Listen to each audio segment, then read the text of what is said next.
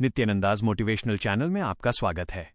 आज मैं उन आंखों से बात कर रहा हूं जो रात भर जागती हैं और उन दिलों से जो एक अनकहे बोझ से दबे हुए हैं। हम में से कितने लोग हैं जो बाहर से तो एक मुस्कुराता हुआ चेहरा ओढ़े रहते हैं, पर अंदर एक समंदर दबाए बैठे हैं। आप सबके लिए अच्छा करते हैं, सबका साथ निभाते हैं, पर अंत में क्या मिलता है? अकेलेपन का एहसास और लोगों की शिकायतें।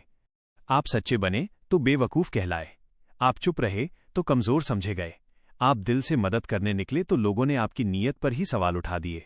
धीरे धीरे इंसान थक जाता है, हर किसी को समझाते समझाते, हर किसी को मनाते मनाते, और एक दिन आप आईने में खुद को देखकर पूछते हैं, मैं कहाँ खो गया?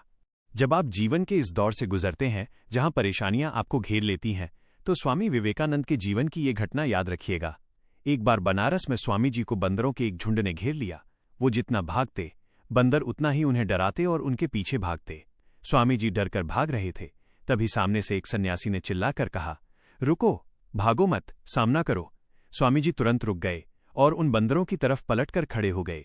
नतीजा ये हुआ कि सारे बंदर तुरंत भाग गए। आपकी समस्याएं और ये दुनिया भी आपको तब तक डराएगी जब तक आप भागेंगे। जिस दिन आप हिम्मत जुटाकर खड़े हो जाएंगे और कहेंगे, हाँ मैं दुखी हूं पर मैं हारा नहीं हूं, उसी दिन आपकी आधी समस्याएं खत्म हो जाएंगी। लेकिन सामना करने की ये शक्ति आएगी कहां से?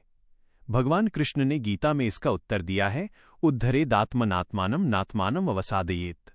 आत्मैव ह्यात्मनो बंधुरात्मैव रिपुरात्मनः। इसका अर्थ सीधा है, कोई आपको बचाने नहीं आएगा। आपको खुद का हाथ पकड़कर खुद को इस कीचड़ से बाहर निकालना होगा। गौतम बुद्ध कहते थे, दुनिया में आपका सबसे बड़ा शत्रु आपको उतना नुकसान नहीं पहुंचा सकता जितना आपके खुद के अनियंत्रित विचार। इसलिए दूसरों की बातों को अपने अंदर शोर मत मचाने दीजिए। बुद्ध का एक और सत्य याद रखिए, हजारों युद्ध जीतने से बेहतर है खुद पर विजय प्राप्त करना। जब आप खुद को जीत लेते हैं तो दुनिया की हार जीत मायने नहीं रखती। डॉक्टर APJ अब्दुल कलाम अक्सर कहते थे, अगर आप सूरज की तरह चमकना चाहते हैं तो पहले सूरज की तरह जलना सीखिए। ये जो दर्द आप सह रहे हैं, ये जो अकेलापन आप महसूस कर रहे हैं, ये आपके जलने का वक्त है। घबराइए मत, क्योंकि कलाम साहब का एक और विश्वास था, इंतजार करने वालों को उतना ही मिलता है जितना कोशिश करने वाले छोड़ देते हैं। आज वक्त दूसरों के बदलने का इंतजार करने का नहीं, बल्कि खुद को बदलने की कोशिश करने का है। कलाम जी ने एक और गहरी बात कही थी, अपना भविष्य आप नहीं बदल सकते, लेकिन अपनी आदतें बदल सकते हैं, और आपकी आदतें ही आपका भविष्य बदल देंगी। अपनी इस आदत को बदलिए कि हर कोई आपको पसंद करे। सच तो ये है कि जो आपको समझना चाहते हैं उन्हें शब्दों की जरूरत नहीं होती, और जो नहीं समझना चाहते उन्हें पूरी जिंदगी समझा लो फिर भी कम ही पड़ेगा। लोग आपको कमजोर कहते हैं, कहने दीजिए। स्वामी विवेकानंद कहते थे, अपने आप को कमजोर समझना सबसे बड़ा पाप है। उन्होंने उस शेर की कहानी सुनाई थी जो खुद को भेड़ समझने लगा था, लेकिन जब उसने पानी में अपनी परछाई देखी तो उसे एहसास हुआ कि वो दहाड़ने के लिए पैदा हुआ है। आप भी वो शेर हैं जो दुनिया की राय के पिंजरे में कैद हो गए हैं। अपनी परछाई पहचानिए।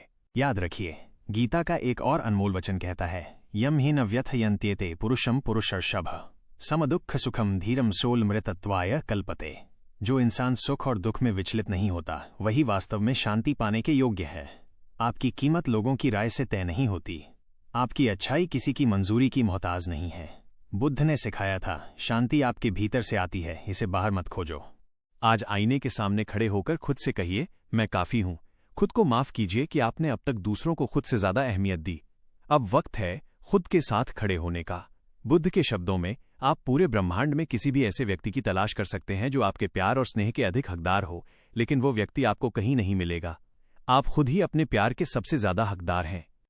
खुद को समझना सीखिए, खुद को माफ करना सीखिए, और सबसे जरूरी, खुद के साथ खड़े होना सीखिए। क्योंकि जिस दिन आपने खुद को चुन लिया, उस दिन के बाद दुनिया की बातें आपको कमजोर नहीं कर पाएंगी। अगर ये आवाज आपके दिल तक पहुंची हो तो इस वीडियो को लाइक करें, नित्यानंदाज मोटिवेशनल चैनल को सब्सक्राइब करें और इसे शेयर करें उस इंसान के साथ जो आज अंदर से टूट रहा है।